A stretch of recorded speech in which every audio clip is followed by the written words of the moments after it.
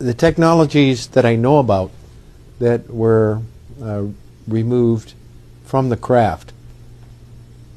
Yes, some have no doubt. They came from the Roswell events.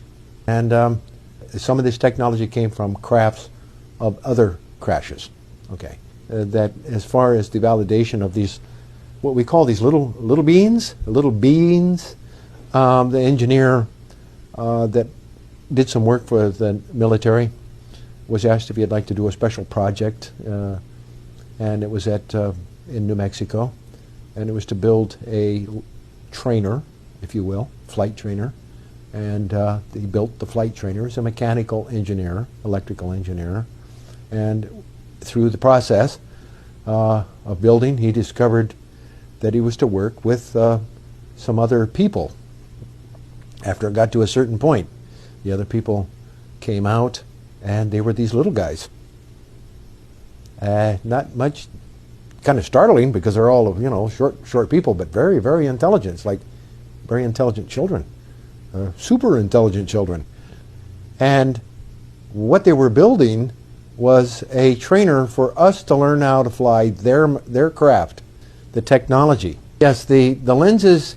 There were some actually what we would call the eyeball coverings that allowed the inhabitants or the people inside the craft that made the journey across space, allowed them to see in the minimal light that we know is now present during space travel.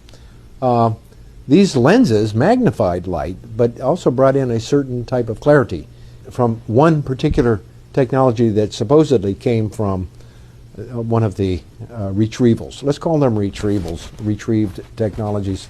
The computer chip, I think, is one of the best examples. But they had to figure out what they were for. You know, they say, hey, well, it's first of all, it's silicone, or secondarily, it's something that looks like it exists in other realms outside the planet Earth, perhaps. Also, fiber optics. Fiber optics went into these computer chips, and mind you, the signal didn't travel on hard wire as we know it previously. It traveled through a hollow core and in the form of light, colored light. And each color had a spectrum and an assignment to do a certain thing.